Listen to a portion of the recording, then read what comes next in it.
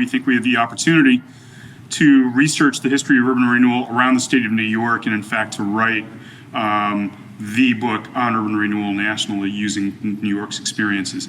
So this started out as 98 acres in Albany, and it's kind of grown into this much larger thing. So I'm going to give a general account of discriminatory housing practices. Akum will give a more hands-on presentation about how to do this kind of research. At any point, I won't speak for Akum, but at any point, if anyone has any questions, comments, critiques, you don't have to wait to the end. Just feel free to shoot up your hand. And this is more of a conversation than a lecture. In October 1965, William Kennedy, and if anyone in this room has not heard of William Kennedy, turn in your Albany card. William Kennedy, before he became a Pulitzer Prize-winning novelist, author of Ironweed, which won the Pulitzer Prize, was an investigative reporter. And in 1965, he did a series on housing discrimination and poverty in Albany and housing conditions. And this is from that October 10th article. The two areas, the South End and Arbor Hill, were the two areas that African Americans, because of de facto segregation, could live in the city of Albany.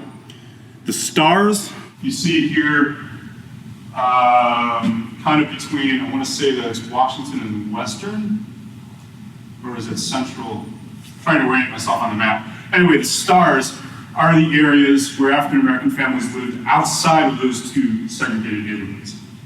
So the gist of the article was that very few African American families, in fact, lived outside of Arbor Hill or the South End. This is hard to read, so I'll kind of walk you through it. This is a description of the map. And again, as Jim makes the slides available, you'll be able to read this for yourself. Here is a list that attorney John Jennings put together for William Kennedy, cataloging or listing all of the African American families who lived in areas outside of Arbor Hill or the South End with their addresses and occupations. It's a 2-page list. So maybe there's 30 households. This list is in William Kennedy's papers and special collections at UAlbany. Yes, please point out something about John Jennings. John Jennings worked, he was an attorney who worked for the state. He was black. He worked for the Commission on Human Rights, dealing with housing discrimination issues. In 1964, 4 or 5, he bought a house on Marsdale. If you're all familiar with that street, it's off of New Scotland Avenue. Before he could move into it, it was burned to the ground. And the police never solved, I think they just didn't bother trying to solve the arson, right? He went on to buy a house on West Lawrence Street and lived there with his family. Right. So that's the state of play in 1965. The African American population in Albany accounted for about 10% of the total city population, but because of residential segregation, and this is not legal segregation, this is informal segregation, but strongly enforced nonetheless. What accounts for that pattern, that segregation pattern? By 1965, when Kennedy wrote his article, housing discrimination was illegal in the state of New York. Fair housing laws at the federal level have not yet been passed. That'll come in the late 60s and early 70s.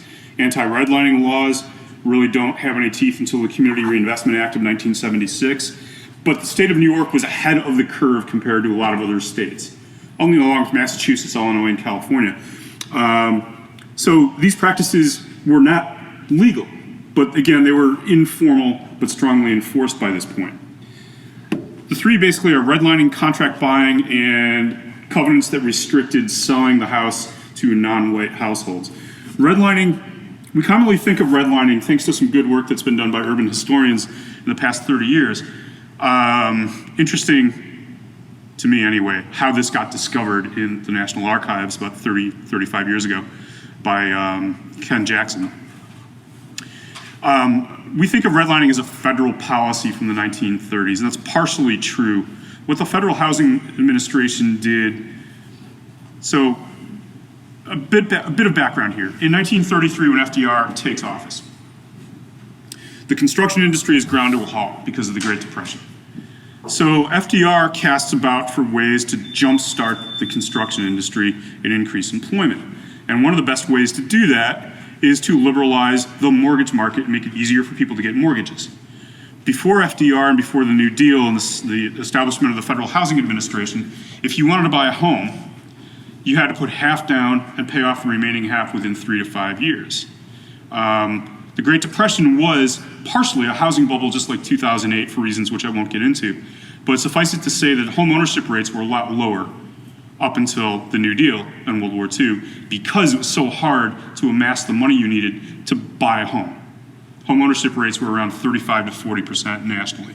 Now they've been bouncing around since 1960, between 60 and 65%. So what the FHA and the Roosevelt administration did is they changed the mortgage market pretty dramatically. They said the Federal Housing Administration, the federal government, will guarantee mortgages that meet certain appraisal guidelines. And of course, the appraisal guidelines are this thick.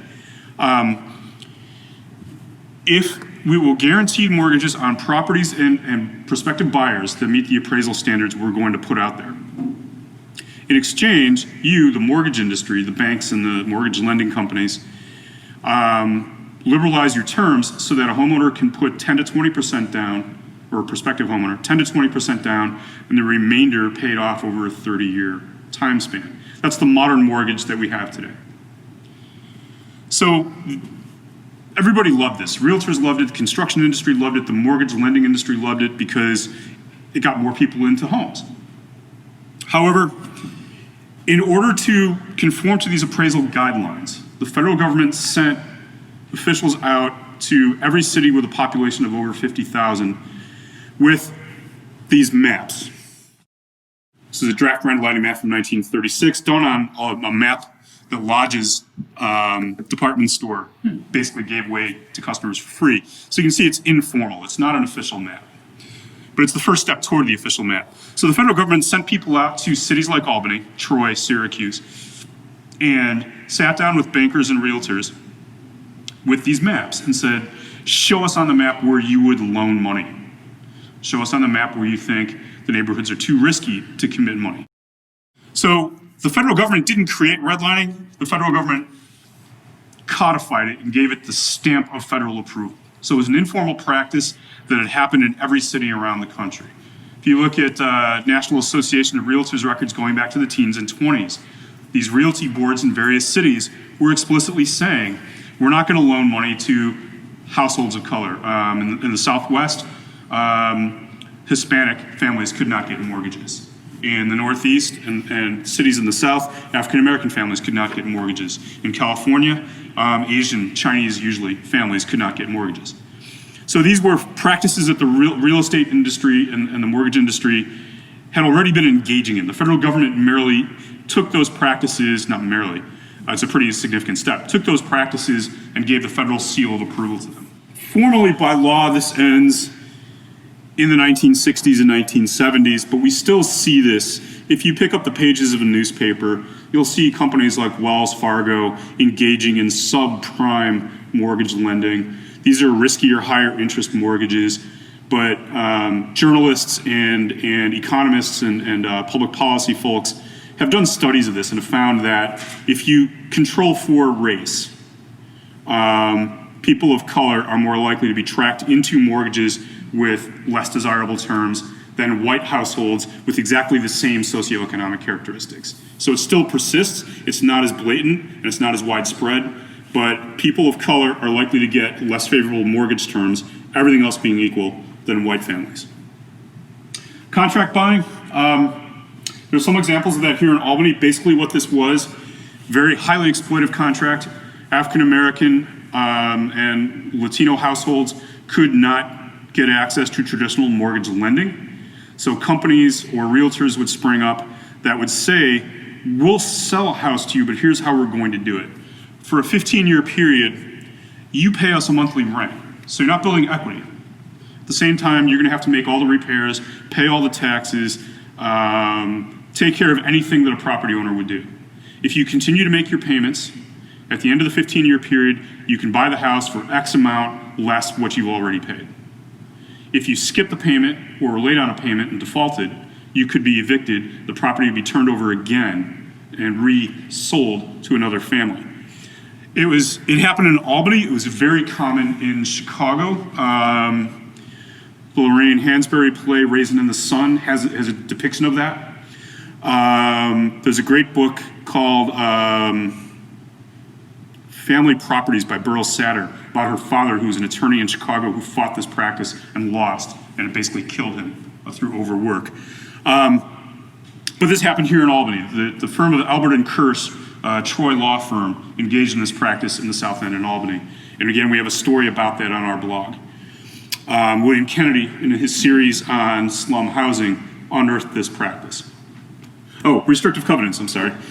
Basically, these are harder to research because think of the city of Albany. You'd have to go through, 25 or 30,000 deeds of houses, however many houses and buildings there are, to find these. I haven't come up with a good way to target this, but basically, restrictive covenants come into practice in the early 20th century, especially in cities where you have Southern African-American migration and migrants from the South coming into northern cities. Basically, these were covenants in deeds that said the homeowner cannot sell to a non-white household. Some of them even said has to be white and Christian. So even Jewish families could not buy in some neighborhoods. They were declared unenforceable in 1948. The Supreme Court said you can't enforce these.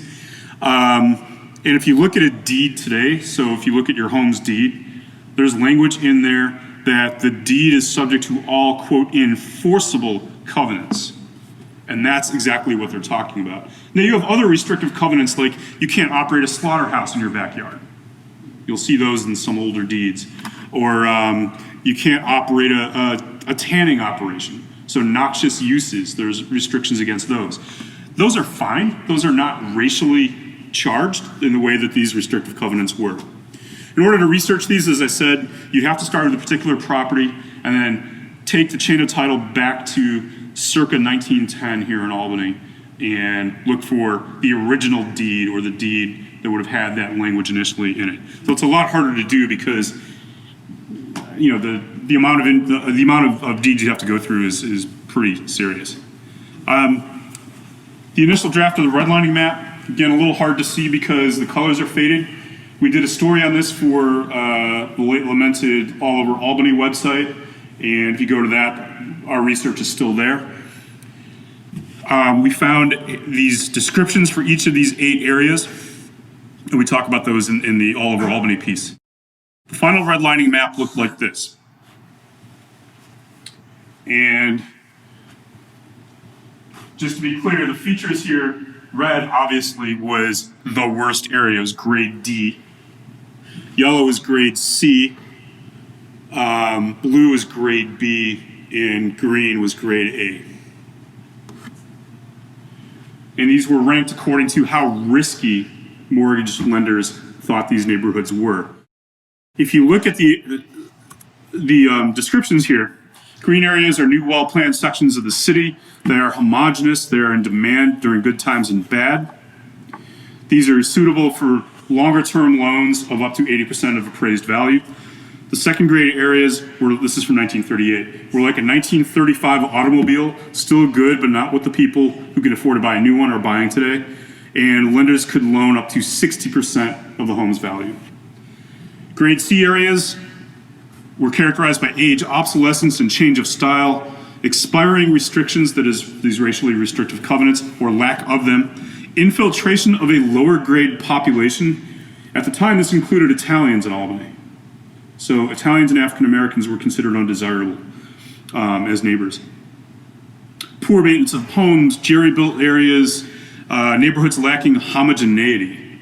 Again, ethnically diverse neighborhoods. Good mortgage lenders are more conservative in these areas, and the loans tended to be below 50% of the appraised value. Grade D areas are characterized by detrimental influences, undesirable population, or an infiltration of it, very poor maintenance and vandalism, unstable incomes of the people. The areas are broader than the so-called slum districts. Some mortgage lenders may refuse to make loans in these neighborhoods, and others will lend only on a conservative basis. So, in effect, these grade C and D areas became starved of capital. It almost became a self-fulfilling prophecy. If you deny home improvement loans or mortgage loans to a particular neighborhood, it's obvious what will happen to that neighborhood. So, in many ways, this is a self-fulfilling prophecy when urban renewal happens after World War II. If you took a map of any city a redlining map of any city and overlaid it with a map of urban renewal areas, you'd see a pretty significant correlation there. University of Richmond has a great digital mapping project called American Panorama. They have a redlining map that covers 250 American cities, every city over 50,000, and they have an urban renewal map, which we've worked with them a little bit on for Albany and other places in New York State. It's a great resource, and I encourage you to go there. American Panorama's redlining map also has these area descriptions. So if you go back here, this is divided up into about 30 different areas, and you can hover your mouse over one of these areas, click on it, and you'll get the area description.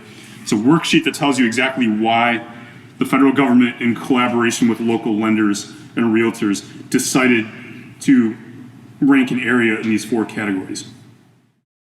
Now, contract buying, or it's called lease and option contracts here. We have 2 examples from Jefferson Street that's now basically where the museum is today. 35 and 45 Jefferson Street. Here's the photograph of 35 Jefferson. And again, the Troy lawyer partnership of Sidney Albert and Irving Kirsch were behind a lot of these. And Kennedy did some really sophisticated investigative reporting. And I guess he found that they set up dummy corporations for every one of these properties. But all these dummy corporations used the same address in, New York City, and the same accountant? It's the same address, or sometimes it's the Troy address, sometimes it's the accountant's address. And they also didn't submit the leases. They didn't file the leases. The deeds. The deeds, rather. Yeah. So it was really hard to track them down. Yeah. And even doing the work that we're doing, we have a hard time tracking that down. But William Kennedy came up with a list of like 30 different corporations. They didn't have a different corporation for every single house because they owned, apparently at like circa 1965, they owned more units than the Albany Housing Authority did. That's a stunning statistic. I'd forgotten that, but they controlled more housing units than the Albany Housing Authority at the time. So they had to be in the hundreds. Yeah. Oh, yeah. This is sorry, I hit the wrong key. So you see that sign by the door, between the door and the window. Let's zoom in on that sign. Flat to let, or for sale, no down payment, buy and rent, same amount monthly. So prospective buyer or prospective renter might look at that and say, that sounds like a pretty good deal. For the same amount of rent that I would be paying every month, I can buy this house. And it turns out, if you missed a payment, you could be evicted. And you wouldn't build any equity. You would lose everything you had sunk into the property. 45 Jefferson, also torn down for the South Mall. This is an appraisal photograph taken from right before demolition of this area in August 1962. So you can see open or broken windows. So this area may have been standing neglected for several months at this point. This is bought by the Robinson family in 1955. And if they paid just under $24 a month through 1968, then they could have their names on the title, on the deed for this house. If they didn't make the monthly payments, the contract would be canceled and they could be evicted. What did property tax bills look like in 1960s? The Corning administration operated what Corning often called a no-frills city government. What that meant in practice is that their attitude towards snow removal was, God put the snow there, God will take it away. I think that's also a Corning quote. Municipal trash collection didn't happen until the 1970s. The police and firefighters, first responders, were the lowest paid in the state. The Board of Education was controlled directly from the mayor's office. So property taxes were low because that's how the machine stayed in power. That and divvying out or putting out very small favors to constituents. That's a whole other discussion, but suffice it to say, property taxes, the Corning administration really worked to keep property taxes low by not providing city services. Yes? On another topic, the insurance probably came from Albert and Hirsch. Oh. Yeah, and They got you coming and going. 8,200 at 6% interest. Mm-hmm. It's a really high price for that house. Yeah. we know that houses like this, we have the appraisal records at the home agency, OGS, Bureau of Land Management, has several hundred reels of microfilm with the property acquisition files. A home like this would have been around 4,000 to 5,000. So highly exploitive practice. It's unclear what happened to the Robinsons when the state seized the property, because they were not the Right. owners. So Right. we're completely unclear what happened to them and their investment in this property, because by law, all that money would go back to Albert Hirsch. So we'd be interested in finding out if the Robinsons actually got anything for their 7 years of occupancy. Documentation. And finally, restrictive covenants. I copied a portion of a sample language from these covenants. Hereafter, no part of said property or any portion thereof shall be occupied by any person not of the Caucasian race, it being intended hereby to restrict the use of said property against occupancy as owners or tenants of any portion of said property for resident or other purposes by people of the Negro or Mongolian race. So no African Americans, no Asian Americans. Again, other covenants also had language in there about non-Christian, i.e. Jewish households. Other versions of this covenant would say something like, servants are accepted from this rule. So if you were a wealthy white homeowner and you had an African American cook or maid who lived in the house, that was okay. Now, as I said before, it's really difficult to do this research on a systematic citywide basis, because you would have to go through, there are probably ways to target it, and if I were a smarter person, I would think of them. You could take maybe a subdivision that's platted out and built on, say, in 1920. So maybe some of the areas like between Lincoln and Washington, the Melrose neighborhood, or parts of Pine Hills or Buckingham Lake. Maybe those areas that were developed, between the wars. And if you took an address and you traced the title back to when this area was first built, you might find evidence of these restrictive covenants.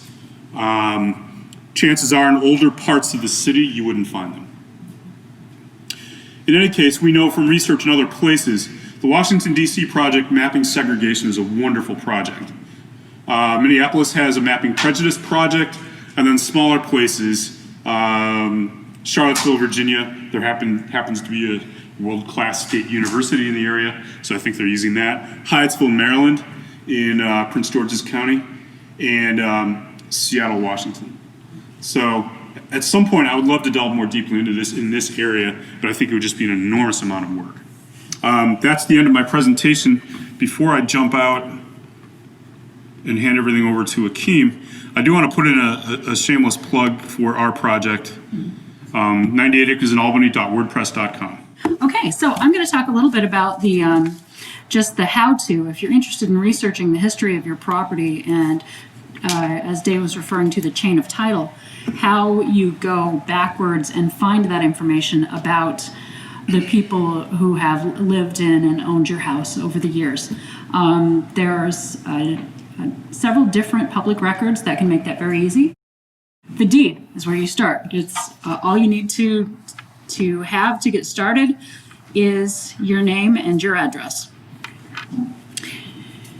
If you head to the website albanycounty.com, then you can start searching your deed back for the first the most recent couple decades.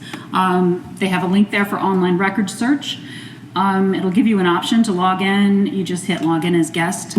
It's also going to tell you it wants to charge you $5 for printing and downloading and all of this, but you don't need to do that because all you want is to look at the document and write down some names and numbers out of it. So you've got the form here. Generally, if your name is more common than mine, you might have to fill out more of these forms, but I just put in my name and then I can end up with myself and it will list my deed. So there you go. You find your deed and then you view it. Well, what you're looking for as you go through it is going to be in that text in the middle box there that says Lieber and Page. The book number and It's like chapter and verse to find where your deed is in the thousands of giant books of deeds. So you make a note of that and the names that are associated with the deeds, and then you skim through all the legalese until you find a section that says being the same premises.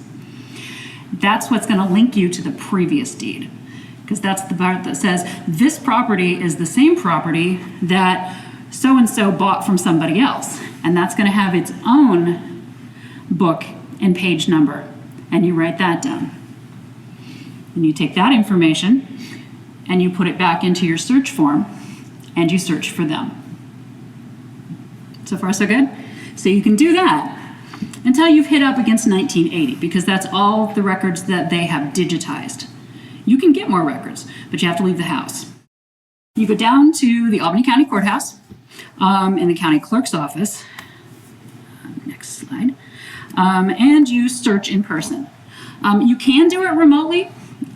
There's a $5 fee.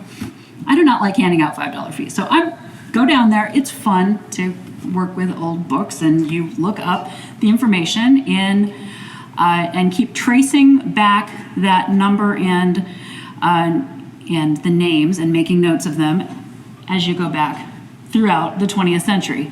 If your house is older than the 20th century, you have to go somewhere else. You go down to the Albany County Hall of Records. That's on Tivoli Street down in the Warehouse District. They have deeds back to the year 1. Well, I mean, like 1700, but as close as Albany is going to get to the year 1. If you lose the trail, because sometimes these numbers are written down wrong, and sometimes it's just not where the book is missing, whatever. If you lose the trail, there's a way to get back on it. Down at the Hall of Records, they have these books, the grantor grantee books, which are basically like giant indexes with everybody's names in them. And so then you can use one of the names in your list and look that up and find the number. Yeah, because on my tax bill, my address is 357, but it comes up 359. Yeah, we had my name was miswritten in my city records for like a decade, just because I thought it would be such a pain. They changed my first name from Akum to Anna. It's a fine name. I just don't feel like being Anna. And so, yeah, there are errors in these documents. And it's also possible, as you're tracing it through, that the property number may have changed over time. Sometimes street numbers also change. Another thing that changes is the ward number. They, reshape the wards over the decades. And as you're writing down all this information, just make note of all those changes, because depending on what you do next, some of that will be useful. So I'm going to talk a little bit about a parallel track that we can use in Albany, though not every municipality has this available. They're the assessment rolls. They have been compiled here since 1813 for property tax purposes, though they don't have every year, and not every year contains all the information, but they can tell you some interesting additional information than the deed can. In addition to the assessed value, it should list who the owner is, who the occupant is, the use of the property, and what structures are on the property, as well as the dimensions of the lot and things like that.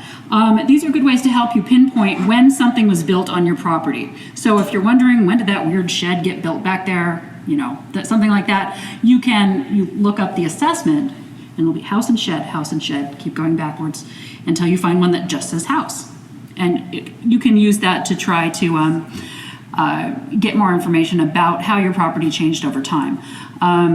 Additionally, sometimes you can see if there's a fire there, then there will be a note about that in the assessment, or when it was just empty land. You can trace it back until it's just a vacant parcel. Yeah? I was just going to say, and I don't mean to jump ahead of this in your slides, but Sanborn maps, if you're familiar with those, are also another really great resource. Absolutely. Even interior details about your property. Oh, no kidding. Yeah, maps are actually an incredible resource for researching the history of your property. I'm not getting to them today, so I'm really glad you noted that. Where do you find the assessment rolls? Same places that you find the deeds? They are down at the Hall of Records on Tivoli Street. Does that have units in the building attached? Like if it's a 3-unit building or 2 yes, it should list it in that level of detail. This one that I pulled up just as an illustration is remarkably old. It's like from 1803 or something. So what you see here is not representative of the level of detail in some of the later years.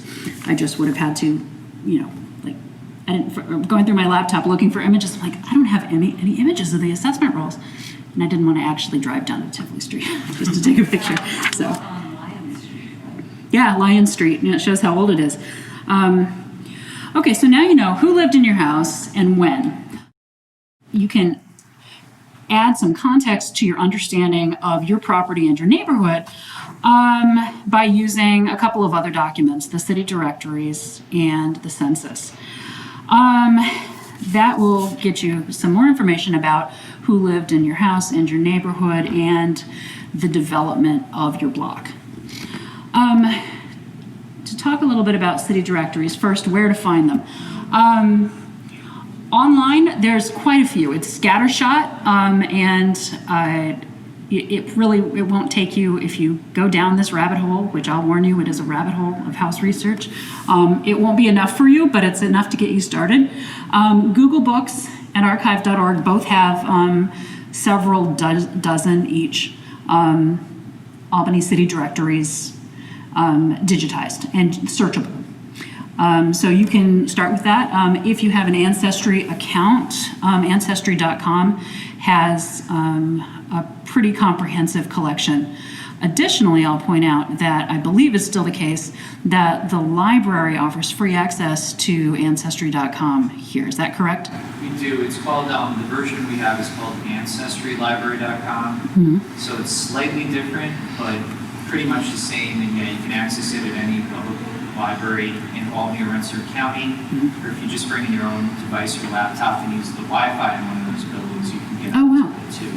Okay. It doesn't allow you to save. It's not like a personal account for Ancestry, but you can download materials from there, kind of like use it as a database, and then move those records elsewhere if you want to save them. Jim, could you do this from home with an APL library card? Unfortunately, it's not remotely accessible. It has to be within the public libraries or the New York State Library. Because city directories,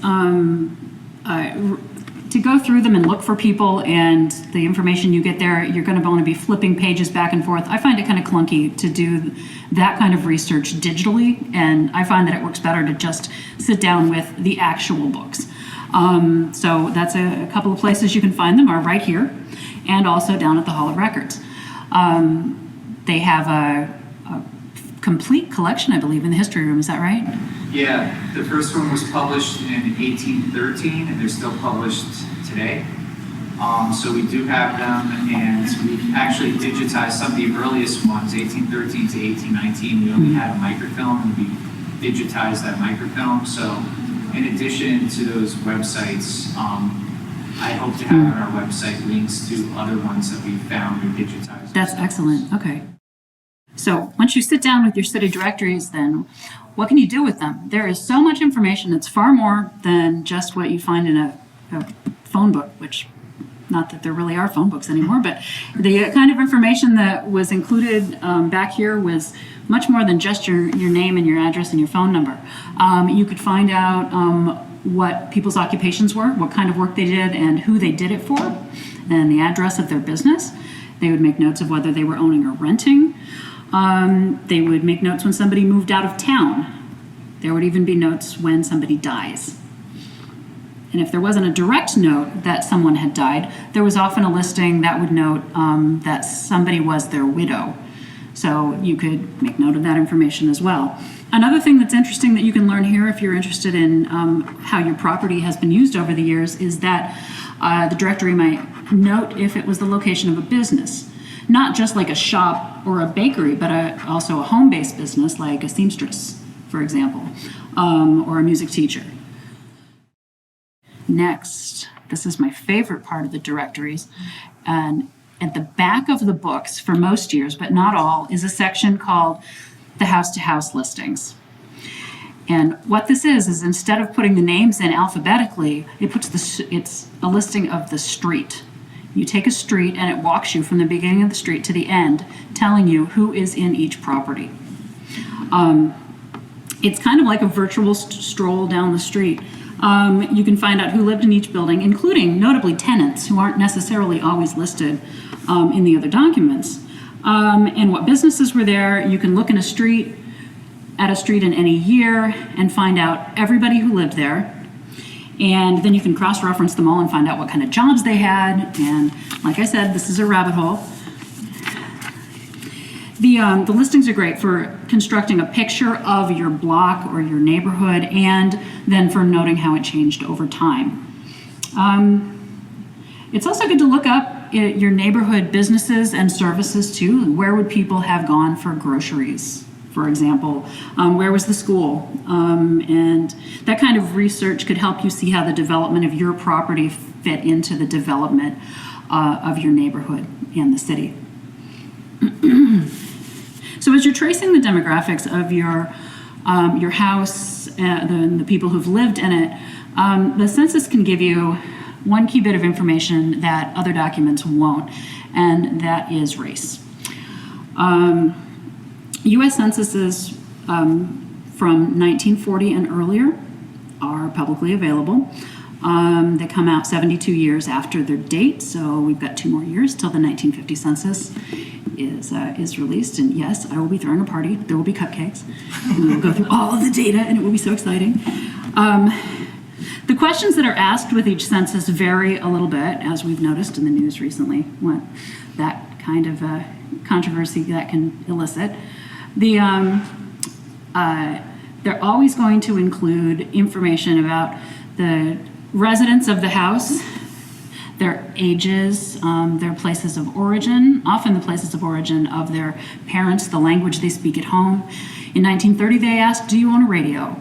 Whatever information the government felt it needed to collect at that time. Some years ask, how many children have you had versus how many children are living?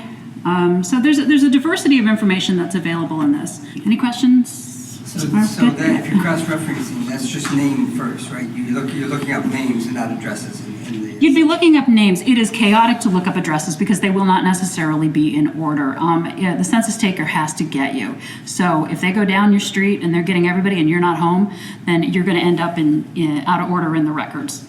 But if you go through Ancestry and go through a particular ward, you can, if you're patient, Yes. find the name of the person you're looking for. Absolutely. Or you can see in one case where that person's name was crossed off, which I'm so curious about. Crossed off. Yes, May Carlson. And I'm not sure I wonder what why. that means. Also, if you're going through the microfilm, don't you have to find the enumeration district first? Well, it depends. When they're digitized, then you can do it as a name search. This is something that's a lot easier to do digitally. Otherwise, yes, you are going to need those ward numbers that you wrote down, and if you haven't figured out where the enumeration districts were, then you just kind of have to fish around for a couple till you see street names that correspond with the area you're looking at. They're broken into manageable chunks, so it's not impossible to do it, even if you lose the trail, to pick it back up again. So there were also state censuses from 1825 to 1925, mostly in years that end in 5, but not always. And they contain slightly different data. So where do you find these? Microfilm in the usual repositories. Online, as well as Ancestry, FamilySearch.org has quite a lot of them. And there's a resource that I always try to promote because I think it doesn't get, it's not as well known as it should be.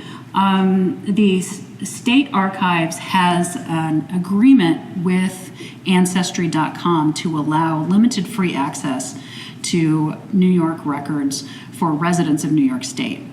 But you kind of have to go into it through a back door, and it doesn't require you to pay for their membership and all of that. And you can't access all their records, but you can access more than you could if you were, just approaching it as a member of the public.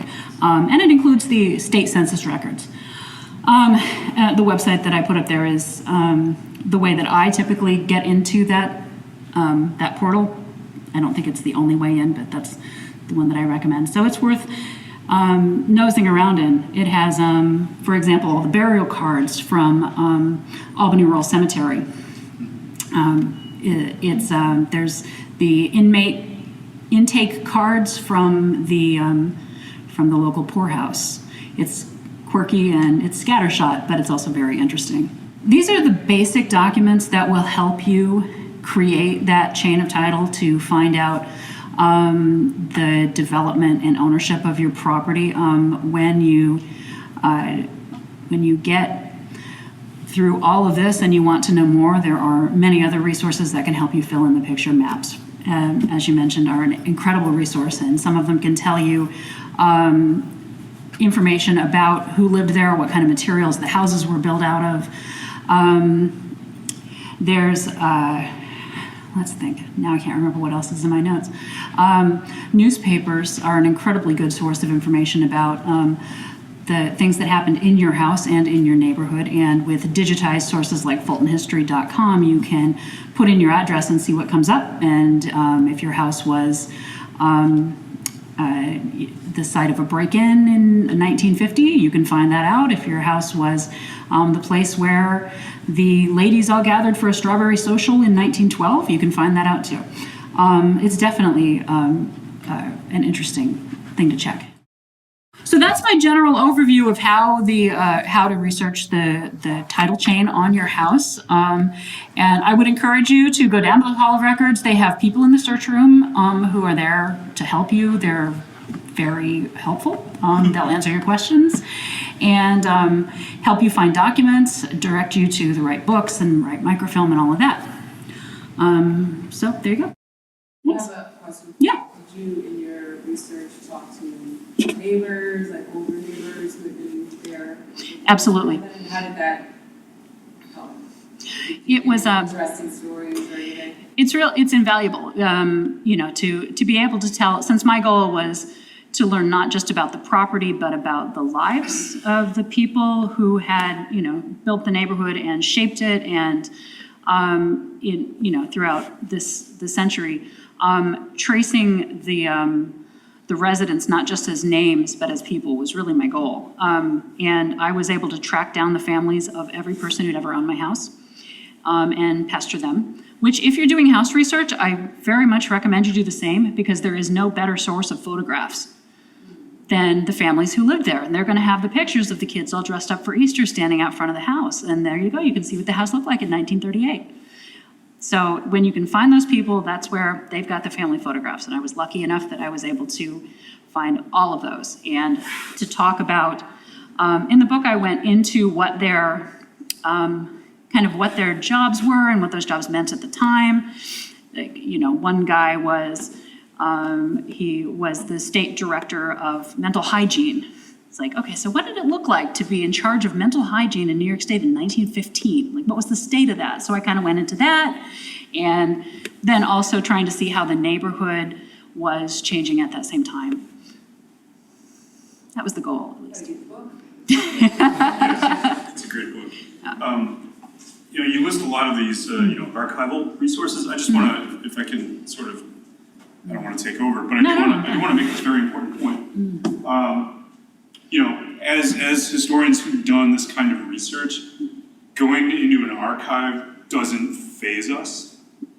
But in talking to a lot of people who are in the local history community, or who want to do this research, it can be intimidating to show up at the state archives or the state library or the county hall of records or even the national archives and just say, hey, I'm an ordinary citizen and I want to do some research.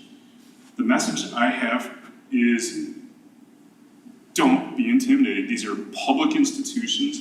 You are taxpayers. You are fully entitled to make use of these resources. This isn't some kind of inner sanctum that only serious researchers should have access to. So one of the things I always do when I give presentations like this is encourage people to use these resources. Don't be intimidated by these research facilities, and just dig in. This is, anyone can do this research. There's a learning curve, obviously, but this is a public resource. You should all feel entitled and empowered to do it. That's a good point. And to underscore again, that a good place to start is the history room here at the library, because it is, if you're feeling a little overwhelmed by the so many documents, which threads do I follow first, that information, the librarian can help direct you to get started, and as well as can the people at the County Hall of Records. Yeah, here we get a lot of people coming in to research their Albany house. And the easiest thing to start with, I'd say, is the city directories. We have an entire run. Here on the first floor, you can access 1950 onward into the future. Anytime that we're open, for older volumes, we have the local history room on the second floor, which is only open certain hours. You can find those hours on our website. But that's probably the most approachable way, and you can get a ton of information of who lived in your house, what their occupations were, everything Akum mentioned. So that's an easy way to start, and the Albany County Hall of Records for the assessments and deed information. They too have I think they call it a search room when you first enter. And if you just know the keywords that you're looking for, they can help you find the stuff. That's And right. you also get to see some of the other cool stuff they have. Actually, they have little exhibits as well. And awesome maps, Yes. and more maps than you could ever look at in your life. You mentioned the Sanborn maps, right? So we're used for our project, the Albany Urban Renewal Project, we're using the Sanborn map published in 38 or 39, but updated through 1961. It's at the Albany Institute.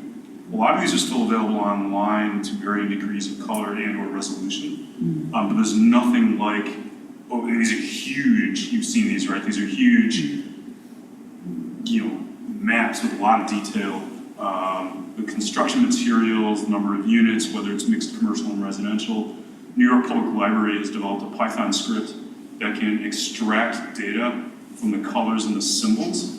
So the Sanborn maps are a fantastic resource. And for those of you who may not be aware of what these were, they still may be published.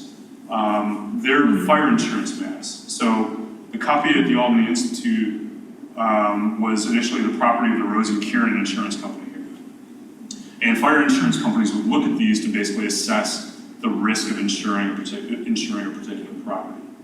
I think the New York State Library also New York has State Library has a database. Database, It's a searchable database, Sanborn database, so. but it's black and white.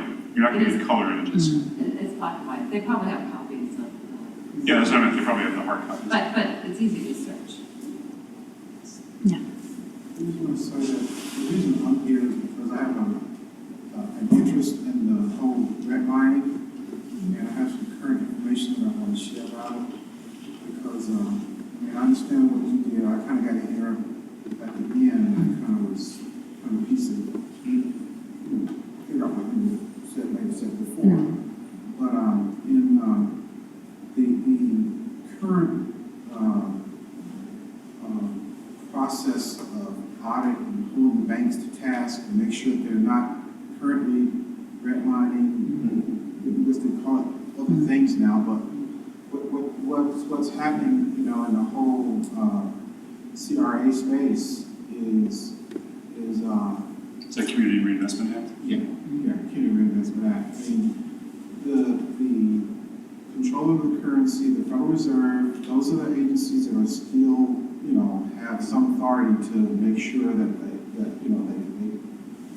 hold these banks in task, that they are not going to isolate certain communities and not let them struggle for cash. Right. And obviously it creates pockets of poverty and causes problems for the police and crime and all these things that happen. It's just the isolation and the lack of capital going in there just causes all kinds of social problems. So that they still continue to run that program, but the program is old, and the criteria and all the things that they use to monitor that program is based on old 1950s, early 60s, whenever the Community Investment Act was instituted. And so there is talk that they're going to open this program up for review and to update some of the criteria and to bring it into the 20th century and to add some incentives and so forth so that the banks And, you know, organizations are not just being held for punitive reasons, but there would be some incentives in there for them to actually make loans and to do things based on, you know, being incentivized. And so I don't know if any of you guys are in that area. I work in finance, project finance, and worked with the Dormitory Authority for 29 years, so I understand, you know, the project finance and, you know, how you get money and make things happen with regard to building stuff. But, you know, the whole thing though is it's going to be open for review, and it's a public deliberative process where you can have, you know, comment on it, all that. So I don't know who's interested in that. I'm very interested. Yeah. And I want to know How much time do you what they're going to do. Some of it tracks to some of the modern amenities and things that we enjoy. You know how we get our news and our information and so forth. You know, for instance, broadband. You know, here in Albany, we got a problem with slow and low-speed broadband, and it causes a problem such that you know companies that want to expand, you know, getting out of these incubator startup programs, they want to go somewhere and expand. They're called high-tech companies for a reason. That they need to have the best and the most up-to-date, you know, technology in order to operate. They go somewhere else. And so I've been talking to Kathy Sheehan and, you know, various cities around here about what you need to do in order to be thinking about it. So one of the things that they're going to try to bring into this Community Reinvestment Act, you know, as they remodel and reconstitute it, are incentives so the banks will make money available to cities to help them build the stuff. Banks, Excellent. Cities don't have it has money, to be part of the. They don't have, you know, they can't go up on the millage and, you know, bring money in to buy broadband. And you get these, you know, AT&Ts and Verizons and so forth. They start screaming, oh, you don't need to do that. We got money on the private side. But they cherry pick. People don't have it. Kids can't do their homework. Yeah, I don't think it can be left to them. Consequently, you know, as these incentives come online, things start to happen. And banks say, okay, well, you know, we'll make money available. Then, you know, it starts to, you know, ease some of the problems, the social ills of kids, you know, not being able to do homework, or people not being able to, you know, go online to train for jobs or whatever. You know, if you want to see your city develop, and you have to have that infrastructure. I think, absolutely. Yeah, I mean, I think broadband should be a municipally operated public utility. Well, it is. Yeah, it's a basic utility, It is in a lot honestly. of countries. I mean, You know, as people have been, you know, in the past number of years, as there's been a rise in interest in people living in moving back into cities, searching out neighborhoods that are walkable, looking for neighborhoods that have that sense of community. I think that there's some encouraging conversations about both the legacy of urban renewal and a public discussion about how to do it better this time around. If we're talking about rebuilding, reimagining, reinvesting in cities, how do we do it in a way that doesn't end up causing as much damage?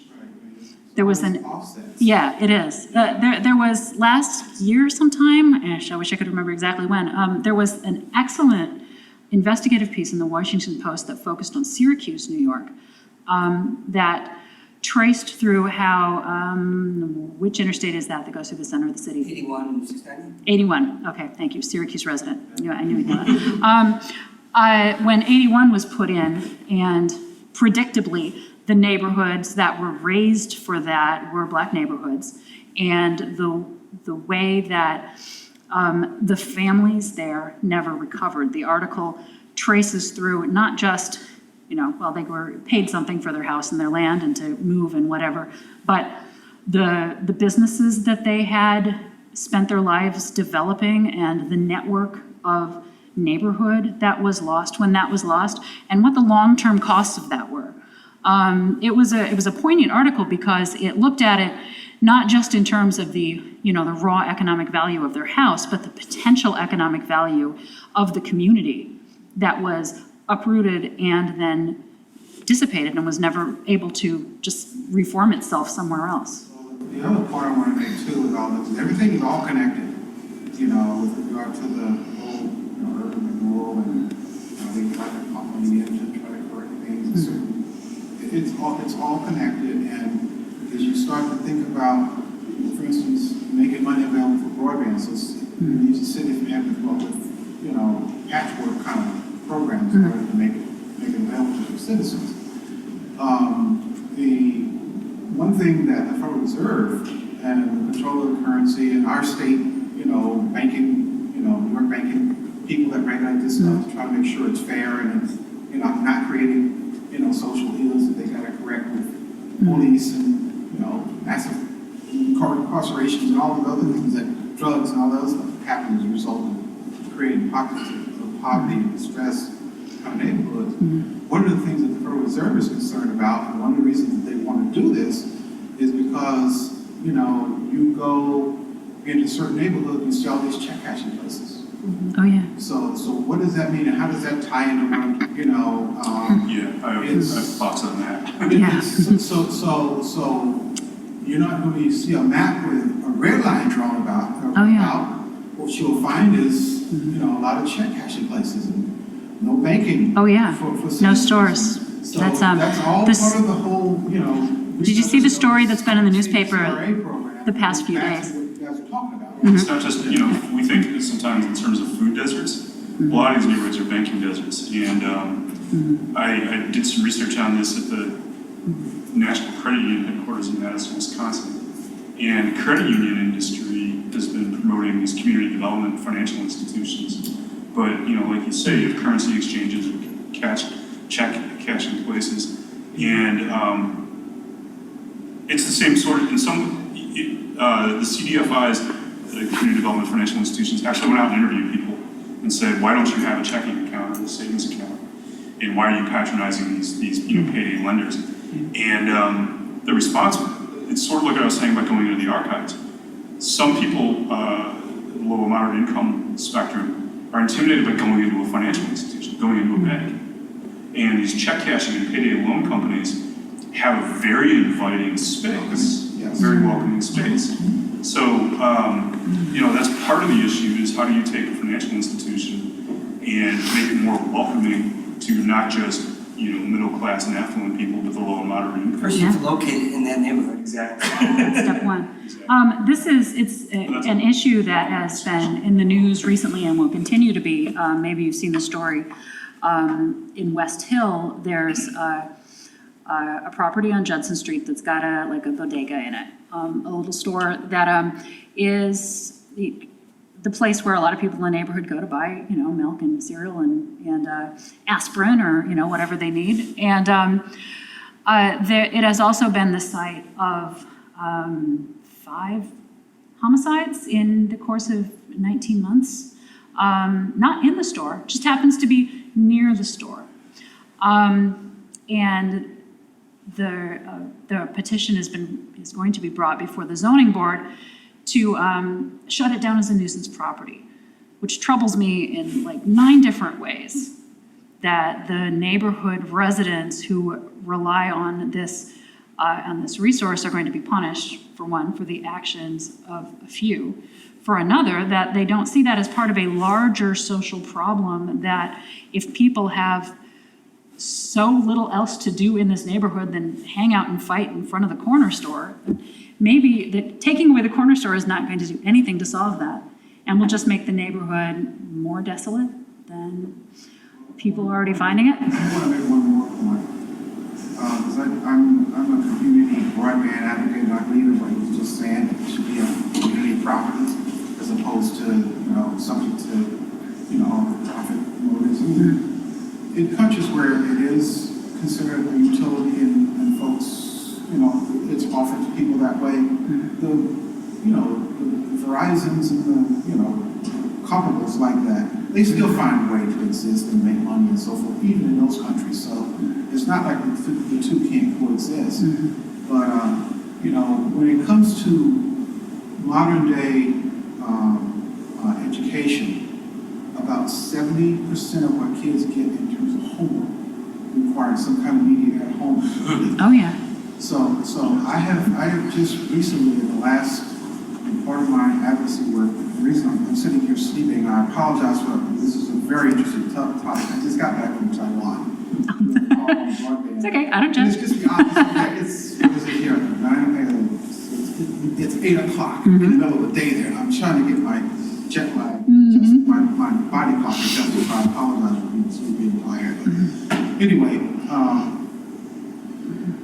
there are students whose parents in some of these neighborhoods, some of the low and moderate income neighborhoods, they won't take AP classes because the higher you go on that spectrum, the more you're gotta be reliant on posting and checking, doing YouTube videos and all this stuff. You are absolutely they correct. won't take AP classes. No. So these kids aren't gonna they could be much more. I understand. It's a troubling disconnect. There is a disparity between what the schools are requiring. And I say that with 2 kids in the Albany school system, including a senior at the high, who took plenty of AP classes. And you're absolutely right. They require you to have, they assume you have online access every If day. you don't have it, then what happens to kids that don't have it and can't get it? They either gotta, I remember a situation with my kid, and before I was advised to do stuff, we had to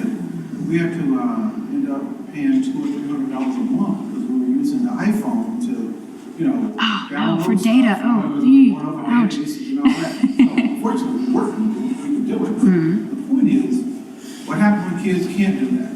No. They come home, or they gotta come to the library, Right. you get 30 minutes or an hour, then you gotta go back into the line, because there's not enough time to do all your homework and stuff you need to do. And so then you go to class, or go to school the next day. And what happens is at first, maybe they'll a little bit lenient, and they'll let you slide, but at some point, Yeah. enough is enough, and you get to be, admonished for it, you get embarrassed. And so what happens, generally kids in those situations that can't do any better, they end up dropping those classes or dropping out of school, because now you start the whole school to prison pipeline. And I guarantee you, whoever's doing budgeting for corrections are paying attention. There's about 5 million students that can't do homework across our country.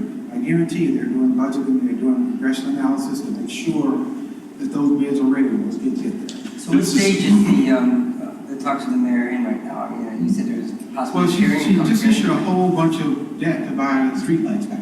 Right. And so the Yeah. streetlights are gonna be, mega, LEDs. servicing streetlights with LEDs, and it's gonna be able to emit, Wi-Fi signals in the neighborhoods, which is not a bad thing. So that's where she decided to come down and make the impact in that way. Because the lights provide safety, they can, be fixed, And it will save the city money over time, is the theory at least. There's Yeah. gunshots, and they can go to the control center, the police, there's all kind of stuff going on in that sphere, so, yeah. I mean, This is- all the cities around here in some phase of form of that, for that, quote-unquote, smart city programs. This is a whole, we could sit here, you're on Taiwan time. We could sit here for another 12 hours talking about all these issues.